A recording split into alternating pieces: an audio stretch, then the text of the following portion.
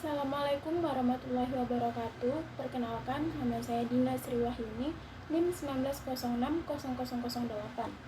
Baik, pada kesempatan kali ini saya akan mempresentasikan hasil review jurnal saya dengan judul Dampak Economic Freedom terhadap Pertumbuhan Ekonomi Negara Asia. Yang pertama itu ada urgensi penelitian. Nah, urgensi penelitian dari jurnal ini adalah bagaimana dampak economic freedom ini terhadap pertumbuhan ekonomi di negara Asia yang dikelompokkan menjadi dua kelompok, yaitu ada negara maju dan negara berkembang.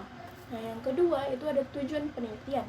Nah, tujuan dari penelitian ini adalah untuk melihat bagaimana pengaruh variabel FDI, nilai tukar, serta economic freedom dan komponen penyusun lainnya dalam mempengaruhi pertumbuhan ekonomi di negara Asia yang dikelompokkan menjadi dua kelompok, yaitu ada negara maju dan negara berkembang dalam periode 2001 sampai 2012.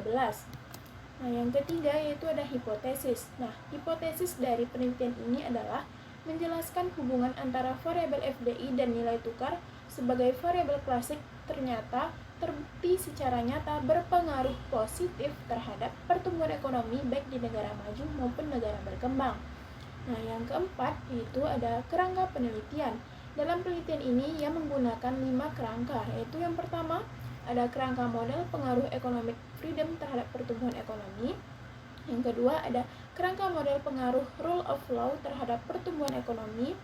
Dan yang ketiga yaitu ada kerangka model pengaruh limited government terhadap pertumbuhan ekonomi. Yang keempat ada kerangka model pengaruh regulatory efisiensi terhadap pertumbuhan ekonomi.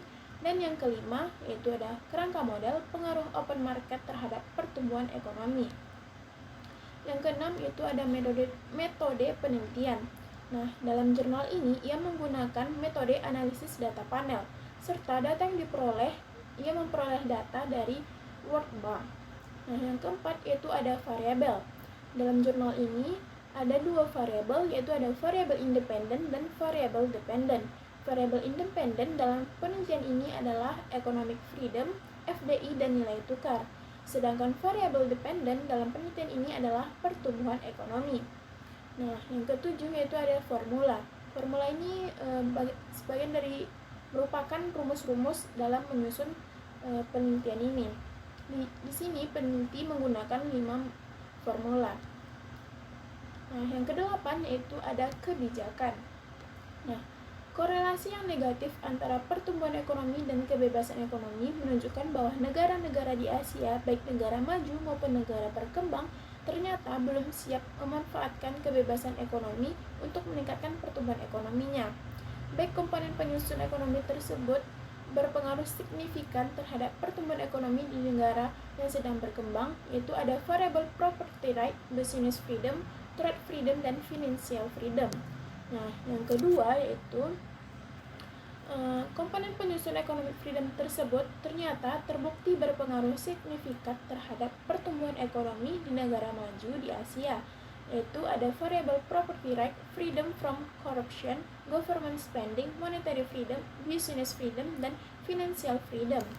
Nah, yang ketiga, sedangkan di negara berkembang dalam model pilar open market yang di dalamnya terdapat komponen trade freedom atau kebebasan perdagangan, investment freedom, dan financial freedom.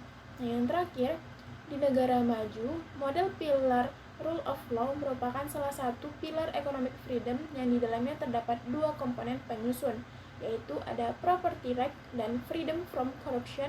Corruption merupakan model yang terbaik untuk menjelaskan bagaimana pengaruhnya terhadap pertumbuhan ekonomi dibandingkan model lainnya yang diperlihatkan dari nilai ADJR-E2 yang lebih tinggi. Baik, cukup sekian penjelasan saya mengenai review jurnal dampak economic freedom terhadap pertumbuhan ekonomi di negara Asia.